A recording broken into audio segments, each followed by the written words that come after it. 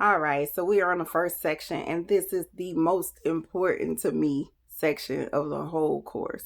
Why? Because it includes our natal chart and it includes our human design chart. Excuse me. So, the thing that I want to get into and why these are the most important because it is our road map to our life. It tells us a lot about ourselves, why we came into the universe, what little things that we have that actually work in our favor, and what things that are creating some challenges throughout this journey. So, you have to be very intentional on learning this. You're not. You're not going to learn it all the way in these 4 weeks. You're not going to learn it within a year.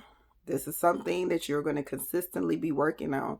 I always tell people to take your time, break down one house at a time, like literally study that one house in 1 week, maybe.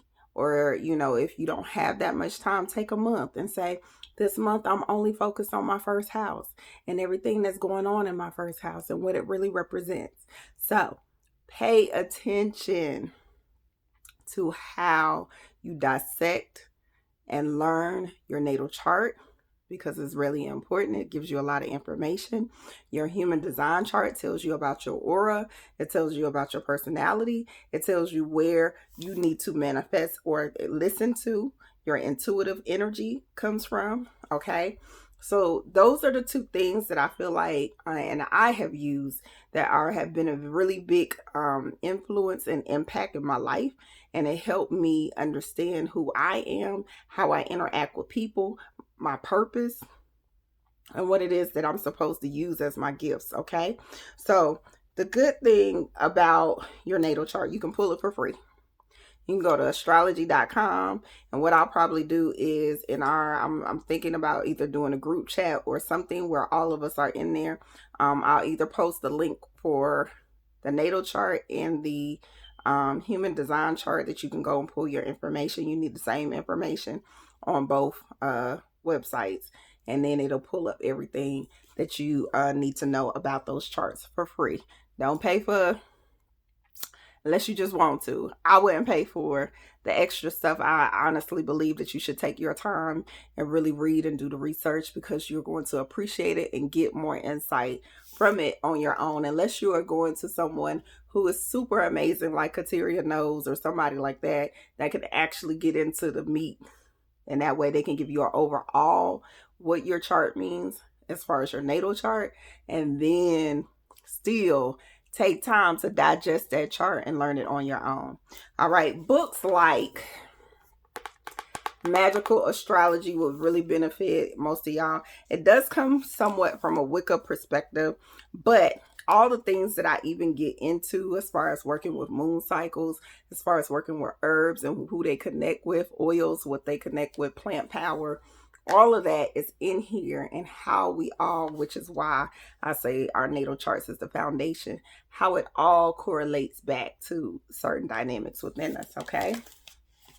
Also, from a health perspective, if you do not have this book already, African Holistic Health gets into things that tie into our actual sun signs and our rising signs. Also, Self Diagnosis by Layla Africa has a whole section in the back that breaks down natal charts. It breaks down what things that certain signs and certain rising signs are prone to, what ailments. So those are books that have good for your health aspect. Books like these are really good from the magical and herbal aspect, okay? You really should have any of those. These are my favorite because they kind of get into all the information that you need to know. And then once again, like I said, if you know your natal chart, you can navigate anything in this particular realm, literally, okay? So let's just go over the first 12 houses of your natal chart. And in this particular section, it's going to break down all this. It is going to go into more detail than what I'm just saying for each house. Okay, because I want y'all to learn the surface of everything. I don't want y'all to get overwhelmed with like, well, what if I got 10 planets in one house? That's going to be interesting. But if that's the case, then that's the house you need to focus on the most.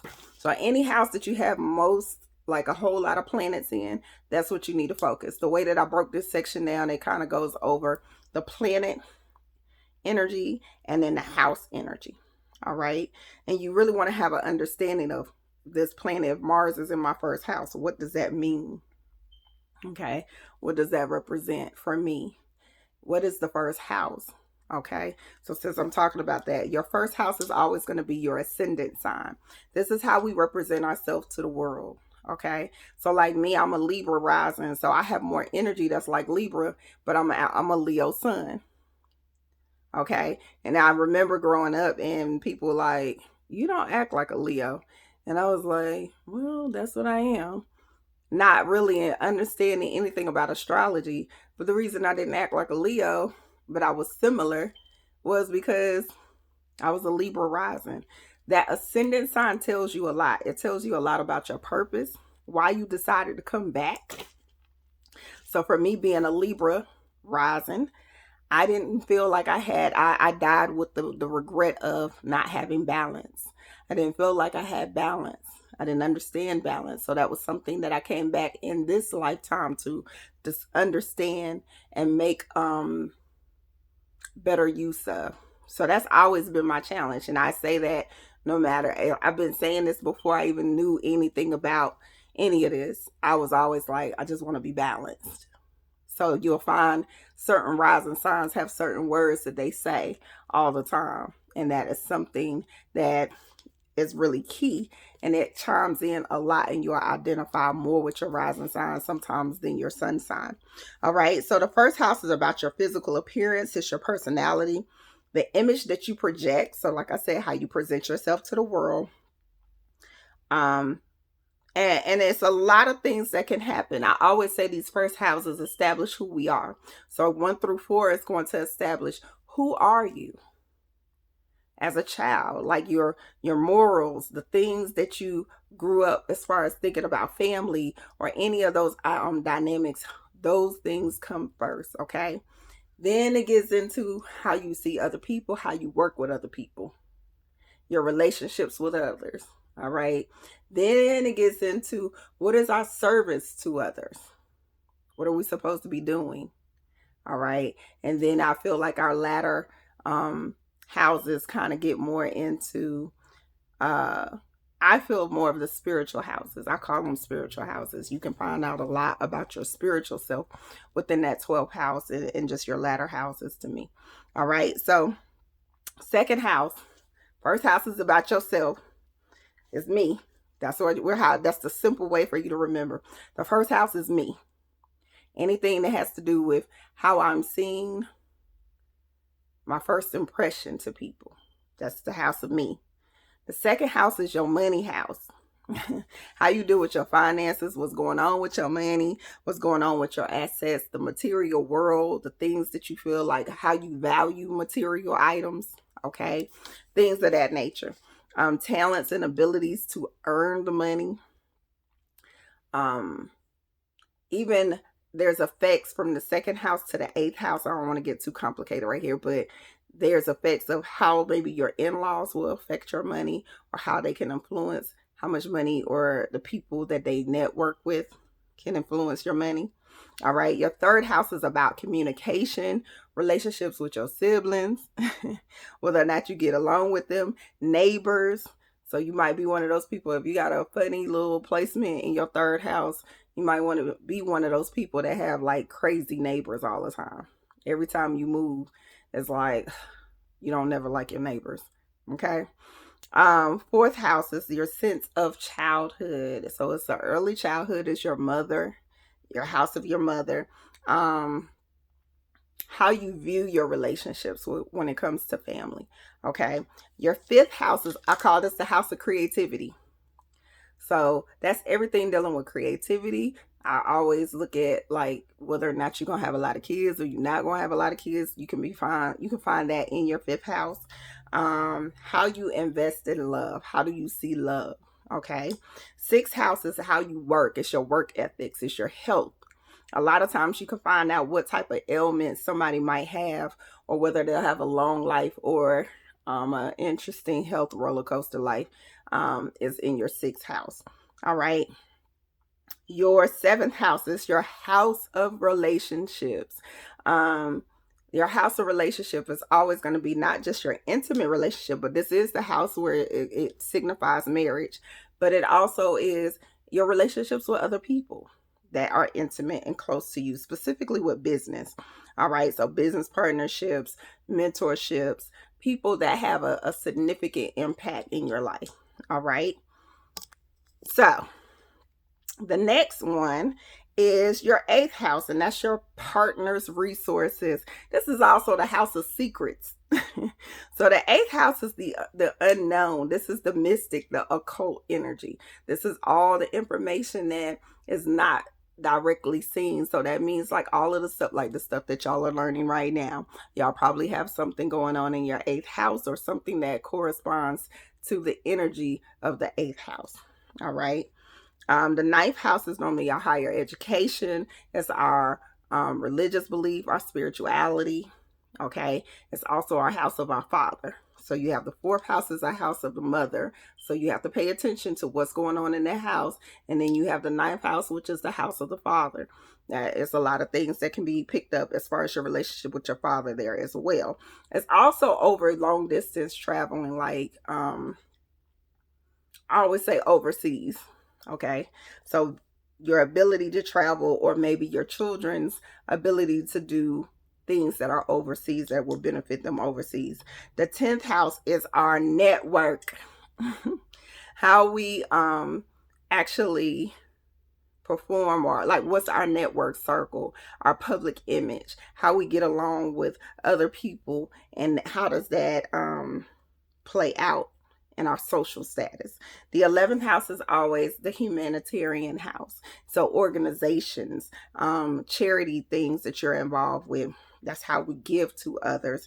It also shows a lot about our goals, our objectives, things that validate us, that encourage us. So the 12th house is all about the subconscious. It's another spiritual house to me. Your house of loss is what they normally call it. So that means, how are you a person that give away your time? So the house of loss, sometimes people hate that house because they automatically think, oh God, this means that I'm going to lose a bunch of stuff. No, it means that you might lose a lot of your time into the things that you love. You might actually get locked up. I don't know. You can find that placement in that house as well.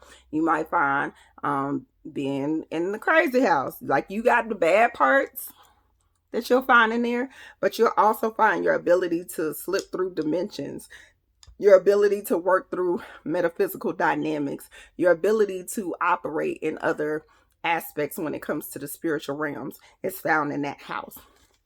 So the 12 houses are really, it's simple if you keep it really simple. Let me say that. Keep it simple.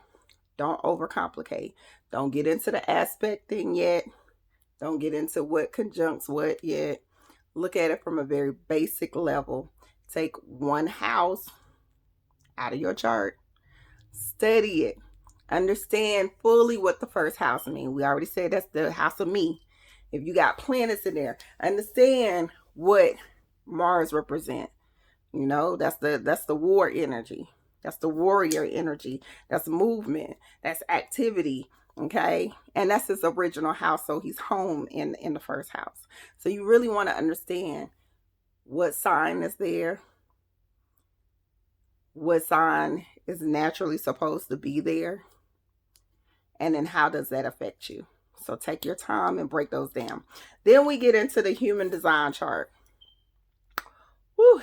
The human design chart has 4 main components. You have your manifestors, you have your generators, you have your projectors, and your reflectors. Now, there's also another part that is a manifesting generator, but that's kind of in the generator aspect. And they all serve a purpose.